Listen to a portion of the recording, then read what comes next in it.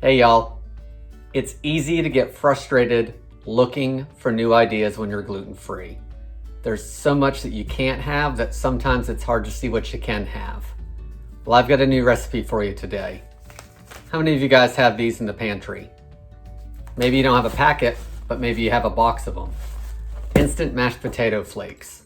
Today, instead of making a really quick side dish with instant mashed potatoes, we're gonna make some gluten-free potato crackers. I'm making sour cream and onion or sour cream and chives, but get any pack that you like that's gluten-free. They have a cheddar and bacon. Try that one if you can have it. If you just want plain ones, use this. It's really easy to put it together and get a nice crispy cracker that you're not really expecting because it's made with potatoes. I'm Jamie with SavorySaver. I share gluten-free recipes, tips, tricks, and resources to make your gluten-free lifestyle easier. So let's get started on this potato cracker recipe. Okay guys, to start out, we're gonna get our potatoes in there. We wanna add 1 4-ounce packet of instant potatoes, any flavor that's gluten-free that you wanna make it with.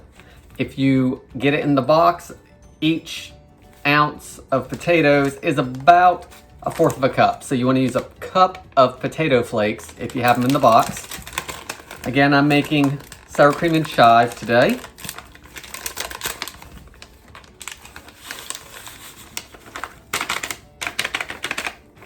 Get that in our bowl.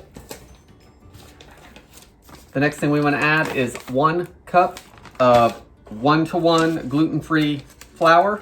I'm using Bob's Red Mill. You could probably try it with cup for cup or any of the other brands that are around.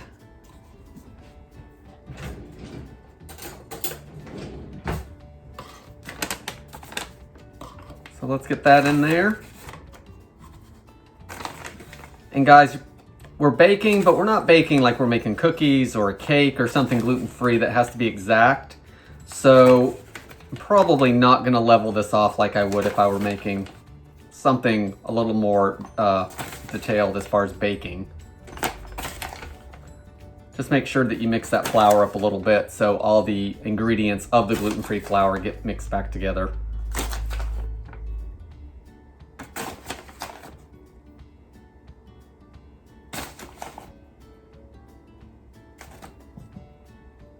That's about a cup, so we'll put that in there.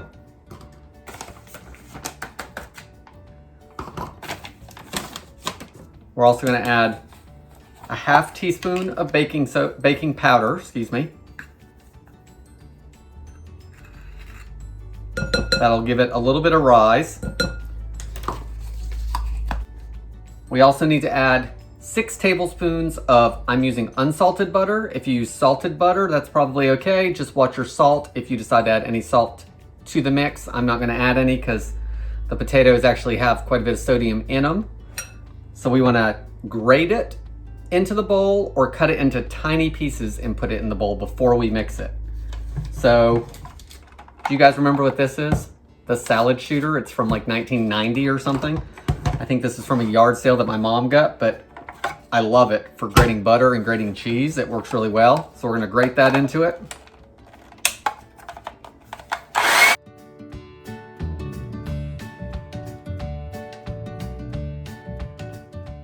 Okay, once our butter's in there, we wanna take our fingers, or you could use a pastry cutter if you have one of those, and we wanna blend everything together.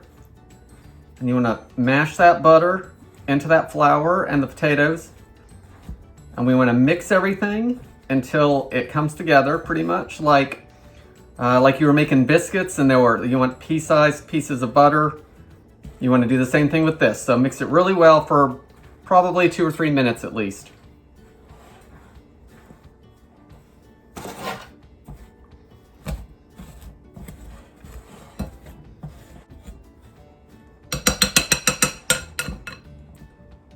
Now that everything's mixed together, you can see that it's almost like a cornmeal kind of mix. It's a little coarser than it was. So now we're gonna add our water. I've got 1/2 cup of cold water, and we wanna add almost everything but about 2 tablespoons. We're gonna leave that out, and if we need it, we'll use it.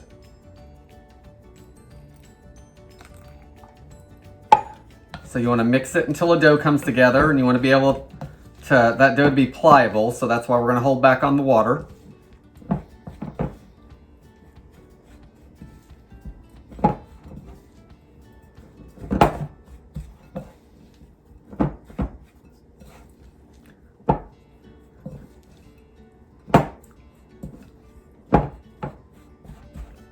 Guys, mashed potato flakes, I see on the websites all the time that people use them for thickening soups and gravies, and not just for making mashed potatoes, when they're gluten-free. So leave below in the comments what you guys do with instant potato flakes, if you use them, or if you don't like them and don't use them. I'd love to hear from you. All right, so we don't really have a dough yet, so we're gonna add the rest of that water.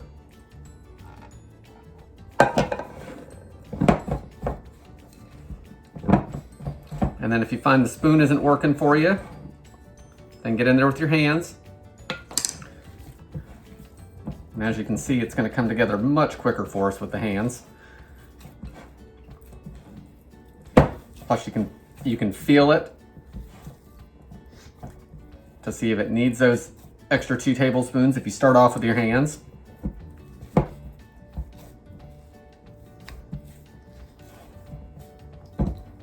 And a lot of times, instant potatoes, especially the flavored ones, will have butter in them already and salt in them already, so they're kind of seasoned for you from the start.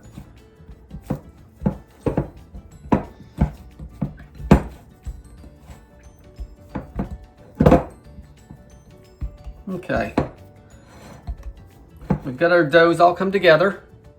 So now what we want to do is we want to cool it back down, because we want that butter to firm back up so we get some flaky and crackers. Plus it'll allow that gluten-free flour to hydrate with the water and make it easier for us to roll. So I'm going to tear off a piece of plastic wrap. And guys, I use this plastic wrap after we've chilled the dough. I use it to help me roll these crackers out. So tear it off big enough so you'll have a little bit of extra room so you can roll the crackers. So we're going to wrap this up. I'm going to pop it in the fridge for at least 30 minutes. Longer would be better, so you can do it for 30 minutes, but I would say an hour, maybe even 2.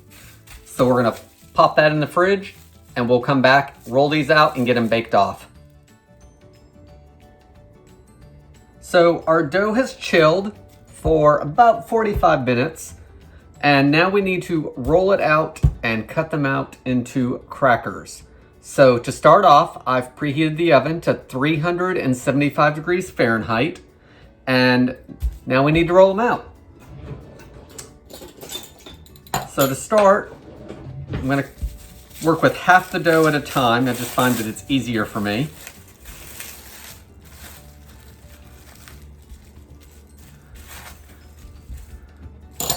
So just find something and cut it in half. And then the half I'm not working with, I'm just going to put back in the fridge to stay cold.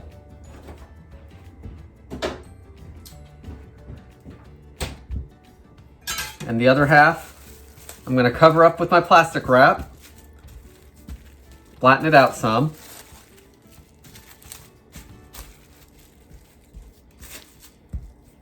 And then I want to take the rolling pin or a wine bottle, whatever you may have at home, and we want to roll them till they're about 1/4 inch thick. And I don't measure it exactly. I try to get it close. And one thing you need to remember is the thinner they are, the faster they're going to cook. So I'd like to tell you this recipe was going to cook in 15 minutes and the crackers are going to be done, but that's not the case. I would start checking them at 15 minutes, and it may take 20 to 25 minutes to cook. It's one of those ones you just have to check, and you'll know when they're done because they'll start browning on the edges. And so you want to check it every few minutes after the 15-minute mark and see what they look like, and go from there. It's baking, but it's not the exact science that we're all used to, so you're not going to screw them up. And I will say this dough is rolling out pretty well for me. They're not difficult. You can totally make them. They will last for about a week in an airtight container.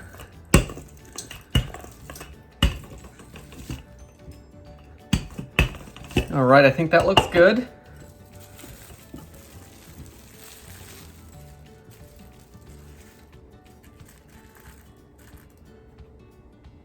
Pop that back in there. I've got a parchment lined baking sheet to keep them from sticking. And these don't have to be exact, but you want to cut them into crackers. So I just use a pizza cutter. And we want to cut squares out of them.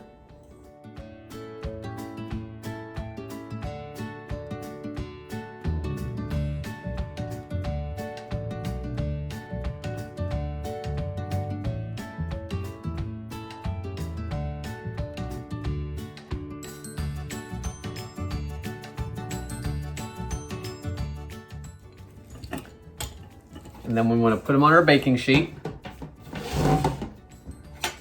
And anything that's not a full-size cracker, like this one for instance, I'll put off to the side and I'll just re-roll it with the other half. And that one's not quite a full cracker, but we're gonna cook it anyway. So you wanna leave a little bit of room in between each cracker.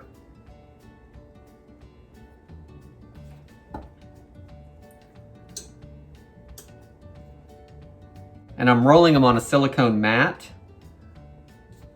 It helps with the sticking. It's a great item if you're baking gluten-free, or if you're traditional baking, it's good for that as well. Keeps everything from sticking, has measurements on it. I'll link to one below if that's something you want to look into.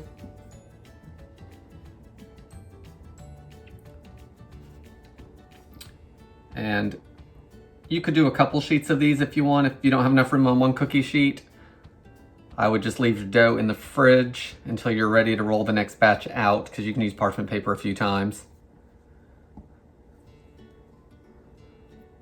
Because that cold dough is gonna just cook up better than if you put it in warm and the butter has started to melt.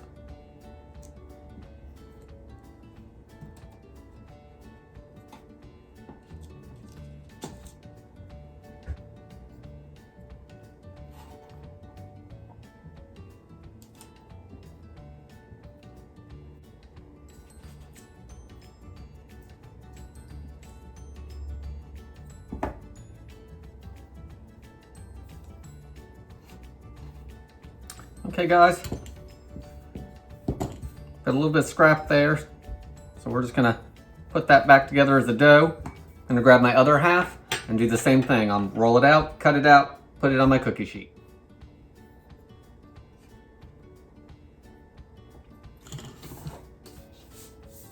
All right guys, I've got a full pan of these.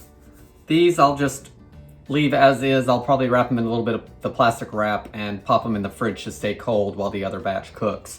But the last thing we want to do with these before we pop them in the oven is we want to take a fork. We want to pop some holes in each one, and that'll keep them from puffing up too much. So you want to go down and do at least one run of the fork through. If they're bigger crackers, you might want to do two. So we'll do that, and then we'll get them in the oven.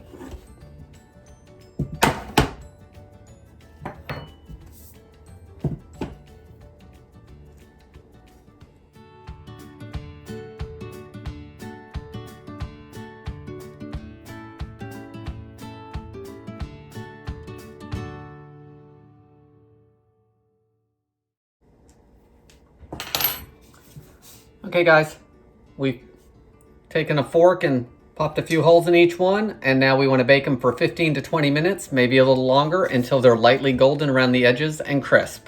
So we'll come back when they're done.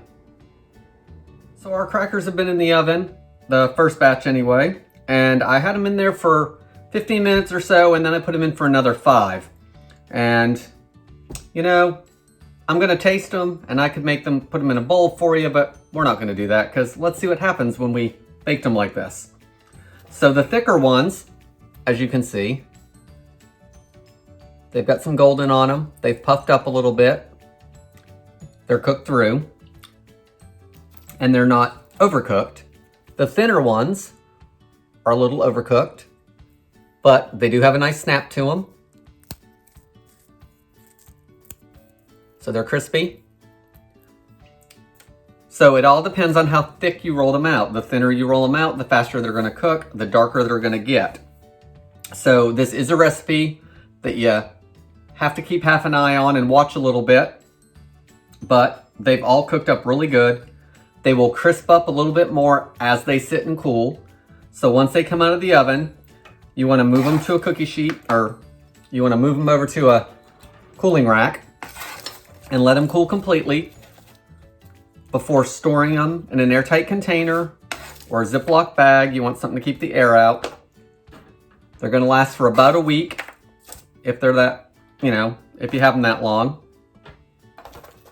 But they really do get nice and golden. So let's move the camera up so you guys can see me, and we'll give them a try, y'all. Here's one. Let's give it a break again. Still a little soft, but that'll crisp up a little bit more as it sits. If they're not, if they're still too soft for you, pop them back in again, because we know we can get them as dark as that. So if you want to bake them a little bit longer and just brown them up a little bit more, go ahead. Using that butter and chilling it, you can actually see the layers in the cracker because of that, because we grated it up, mixed it all together, popped it back in the fridge so it got nice and cold again. You can taste the chives in the cracker. It's got a little bit of tang from that sour cream. Again, use whatever gluten-free potato flakes you want. Cheddar, bacon. Watch the bacon though, because sometimes that has wheat in it, depending on what the bacon's made out of, because a lot of times it's imitation. But definitely give these crackers a try. Eat them with soups. Eat them with dips. Whatever you want. It's a good recipe to keep in your back pocket. I don't think anyone's gonna complain that's not gluten-free. So if you take them to a party with a cheese ball, I don't think anyone's gonna notice. Thanks for watching this video, guys. I appreciate it. Please remember to hit that subscribe button down below, as well as the like. Leave any comments on what you think about this recipe, and I'll see you on the next video. Thank you.